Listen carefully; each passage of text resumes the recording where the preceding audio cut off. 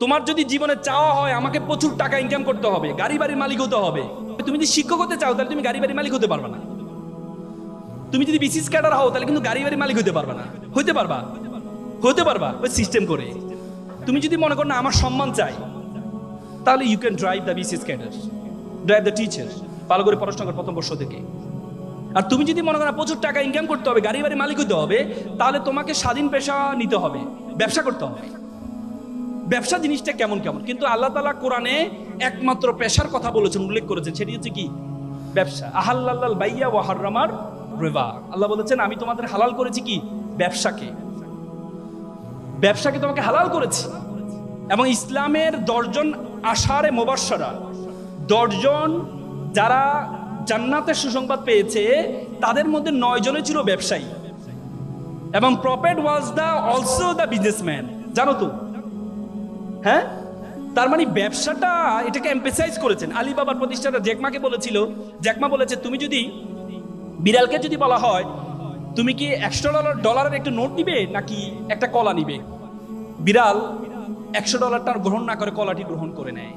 কারণ বিড়াল জানে না $100 দিয়ে শত শত কলা কেনা সম্ভব। তেমনি যুব সমাজকে যদি বলে তুমি কি চাকরি করবা নাকি ব্যবসা করবা, যুব সমাজ চাকরিটি গ্রহণ করে। যুব সমাজ জানে না ব্যবসা দিয়ে শত শত জনকে চাকরি দেওয়া সম্ভব। সুতরাং তোমাকে সে ব্যবসায়ী চিন্তা করতে হবে, সে ব্যবসায়ী চিন্তা করতে হবে। এবং তোমরা জানো যে ইসলামের যে প্রচার প্রসার হয়েছে, ব্যবসায়ীরা এসেই কিন্তু প্রচার করেছে। তোমরা সিন্দাবাদ দেখেছো না? সিন্দাবাদ কেন আমরা দেখেছি? সিন্দাবাদে দেখবে ব্যবসায়ীরা আরব থেকে আসছে, এসে এখানে ব্যবসা শুরু করেছে, বিয়ে শাদী করেছে। মানুষ দেখেছে যে অন্য ব্যবসায়ী আর এই ব্যবসায়ীর মধ্যে পার্থক্য আছে। এই ব্যবসায়ী কথা সালাম দেয়, সুন্দর কথা বলে, হ্যাঁ, স্বচ্ছতা আছে। তখন মানুষ একজন করে করে করে কি ইসলামের দিকে ঝুঁকে যায়। তার মানে ব্যবসা। এবং আল্লাহ রাসূল একটা হাদিস আছে, কাজাল ফাকরু ইয়াকুন আল কুফরান। আল্লাহ রাসূল বলেছে দারিদ্রতা মানুষকে কাফেরের দিকে ধাবিত করে, দারিদ্রতা মানুষকে কাফের বানিয়ে ফেলে। সুতরাং আমরা বলি, আমরা সবসময় এমফেসাইজ করি যে গরিব থাকো, টাকা পয়সা এত লাভ কি, দুনিয়া করা দরকার না, আখিরাত করো না। ইসলামের যত বড় বড় ইবাদত আছে, সবচেয়ে বেশি বড় ইবাদত গুলো কিন্তু ধনীর জন্য। রোজা, এই তোমার কোরবানি কার জন্য? গরিবের জন্য। হজ কার জন্য? গরিবের জন্য। যাকাত কার জন্য? গরিবের জন্য। কার জন্য? ধনীর জন্য। আল্লাহ তাআলা কোরআনে আকিমুস সালাত ও আতুজ যাকাত, যাকাত আদায় করতে বলছে, যাকাত প্রদান করতে বলছে, যাকাত খাইতে বলে নাই। আর আমরা ইসলামটাকে বানাই নিয়েছি যে এটা গরিবের ধর্ম। তোমরা জানো ব্রিটিশরা যখন আমাদের এই উপমহাদেশে আসছিল, তখন আমরা এই উপমহাদেশ ছিল পৃথিবীর সপ্তম ধনী দেশ ছিল যখন ব্রিটিশরা আসছে। আর যাওয়ার পথে আমাদেরকে সবচেয়ে ফকিরি দেশে পরিণত করে গিয়েছে। তারা কি করেছে? তারা আমাদের শিক্ষা ব্যবস্থাটাকে এমন ভাবে তৈরি করে দিয়েছে, আমাদের শিক্ষা ব্যবস্থায় আমাদেরকে শিক্ষা ব্যবস্থা পড়ানো হয় যে ছিঁড়া কাঁথায় শুয়ে লাখ টাকার স্বপ্ন কেন দেখো। তারা আমাদেরকে এই যে অ্যাপ্লিকেশনে শিখায়, কি শিখায় জানো? যে কেরানি পদে চাকরির জন্য আবেদন। কখনো দেখছো সিইও পদে চাকরির জন্য আবেদন তোমাদেরকে শিখাইতে? এমডি পদে আবেদনের চাকরি শিখাইতে? আমাদেরকে যে কেরানি পদে আবেদন। তার মানে ব্রিটিশরা আমাদের মাথায় ঢুকিয়ে দেয় তোরা ফকিরের জাতি, তোরা চিন্তা করবি কেরানি পর্যন্ত, একটা প্রধান হওয়ার জন্য চিন্তা করবি না। তা আমরা সেই মেন্টালিটি নিয়ে আছি। বড় স্বপ্ন দেখতে পারি না, এমডি হব সে স্বপ্ন দেখতে পারি না, বড় ব্যবসায়ী হব স্বপ্ন দেখতে পারি না, সে স্বপ্ন দেখতে পারি না। এই জন্য তুমি যদি আমি বিশ্ববিদ্যালয়তে বের হওয়ার পর আমার চিন্তা ছিল আমি চাকরি করব, সরকারি চাকরি করবো। এরপর বলবেন না, সরকারি চাকরি করলে তো আমি তো অসৎ হইতে পারবো না। আল্লাহর রহমতে আমি একটা স্বাধীন পেশায় আছি। আমি যখন ওকালা দিতে ঢুকি, প্রথম দিনে আমি স্যালারি পেয়েছিলাম 100 টাকা। একটা শুনানি করেছিলাম, জামিন করেছিলাম, সিনিয়র আমাকে 100 টাকা দিয়েছেন। এবং আমার বন্ধু যারা আছে তারা বিভিন্ন বাংলাদেশ ব্যাংক, বড় বড় ব্যাংক প্যানেল লয়ার হিসেবে ঢুকেছে, তাদের বেতন ছিল 70 থেকে 80,000 টাকা। কয়েকদিন আগে আমার একটা ফ্রেন্ড, আজকে 10 বছর ওকালতির পরে চেম্বার আসি, বললো বন্ধু আমি তো 80-90-1 লাখ টাকার মধ্যে সীমাবদ্ধ আছি, তুমি তো গাড়ি বাড়ি মালিক হয়ে গেছো, এখন বন্ধু চাকরি ভালো লাগে না, এই পেশা তোমার পেশা চলে আসবো, আইনজীবী পেশা আসবো। তাই বললাম বন্ধু তোমাকে তো আবার শুরু থেকে শুরু করতে হবে, বলছে না, শুরু থেকে শুরু করবো। সে আবার শুরু থেকে শুরু করেছে। তার মানে যদি আমি সেদিনের টাকার বড় স্বপ্ন দেখতাম না 70-80 হাজার টাকা আমার লাগবে, তাহলে আজকে এই অবস্থায় I have 12 juniors in my chamber, 12 জন জুনিয়র আছে আমার, সে সুযোগটা হতো না। এজন্য তোমাদেরকে চিন্তা করতে হবে যে তুমি কি চাও, তোমার মেন্টালিটি কি। সেটির জন্য চাওয়ার আগে প্রথমে তোমার সম্বন্ধে তোমাকে জানতে হবে। Who are you, who are you to go, তুমি কে, তোমার সম্বন্ধে। আমরা সবসময় বললাম না, ব্রিটিশরা আমাদের মাথায় ঢুকিয়ে দিয়েছে আমরা তো ছোট।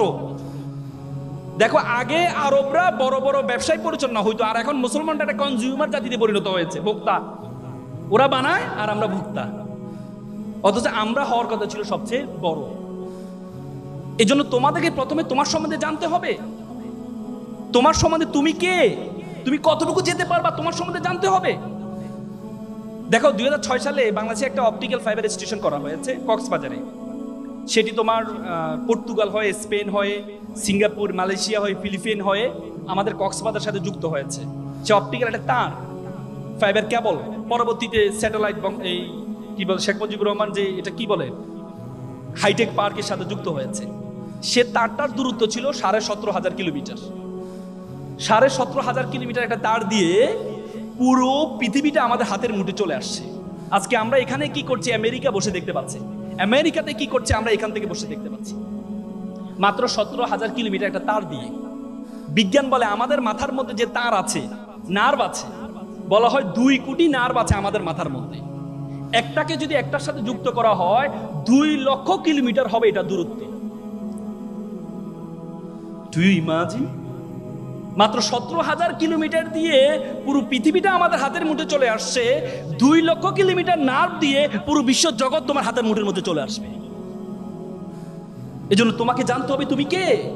বিশ্ব জগৎ সম্বন্ধে ধারণা আছে? এই বিশ্ব জগতের আয়তন কত বড় বলো তো? পৃথিবীর আয়তন কত? 52 কোটি বর্গ কিলোমিটার। যে পৃথিবী, যে আয়তন, যে পৃথিবীটা, এই পৃথিবীটা আমরা যে সূর্যটা দেখতে পাই, এই 52 কোটি বর্গ কিলোমিটার মধ্যে 7টা মহাদেশ, 7টা মহাসাগর আছে। এই 52 কোটি বর্গ কিলোমিটার পৃথিবীটাকে যদি সূর্যের মধ্যে ঢুকিয়ে দেওয়া হয়, তাহলে 13 লক্ষ পৃথিবী ঢুকিয়ে দেওয়া সম্ভব। কত লক্ষ? 13 লক্ষ। আর সূর্যটা কি? একটা নক্ষত্র। আল্লাহ বলেছে বিলিয়ন বিলিয়ন মিলিয়ন নক্ষত্র আছে। তার মানে এই বিশ্বজগৎ সম্বন্ধে তোমার ধারণা আছে? এই বিশ্বজগতে আল্লাহ তাআলা তোমাকে আমাকে কি বলেছে জানো? আল্লাহ বলেছে কুনতুম খায়রা উম্মাত উখরিজাত লিন-নাস তা'মুরুনা বিল মারুফ ওয়া তানহাউনা আনিল মুনকার। আল্লাহ বলেছে you are the noblest nation, you are the best nation. তুমি সেরা জাতি। এই বিশ্ব জগতে যা আছে আমি সবকিছু তোমার জন্য সৃষ্টি করেছি। আর তোমাকে সৃষ্টি করেছি ওয়ামা খালাকতুল জিন্না ওয়াল ইনসা ইল্লা লিয়াবুদুন। আর তোমাকে আমি সৃষ্টি করেছি শুধুমাত্র আমার ইবাদত করার জন্য, শুধুমাত্র আমার দাসত্ব করার জন্য।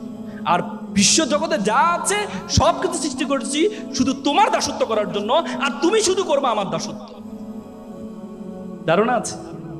তার মানে তুমি মনে করো, আমি মনে করো আমরা অযথা আল্লাহ তাআলা আমাদেরকে তৈরি করেছে, অযথা। আমরা বলি না আমরা কোনো কারণ ছাড়া। এই যে কিছুদিন আগে ঢাকা বিশ্ববিদ্যালয়ের ছেলে আত্মহত্যা করলো, সুইসাইড করলো। ঢাকা বিশ্ববিদ্যালয়ের সাবেক ছেলে এসপি, সেও আত্মহত্যা করেছে। মনে করো যে কেন? আল্লাহ তাআলা কি আমাকে অনর্থক সৃষ্টি করেছেন? আল্লাহ তাআলা কোন ওয়ামা খালাকনাস সামা ওয়াল আরদা ওয়ামা বাইনাহুমা বাতিলা। আমি আসমান এবং জমিনে যা কিছু সৃষ্টি করেছি কোনো কিছু অনর্থক সৃষ্টি করিনি। তোমাকে আল্লাহ তাআলা অনর্থক সৃষ্টি করেনি।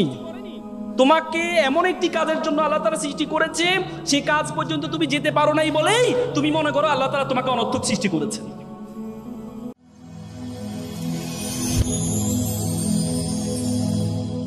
Rose TV 24.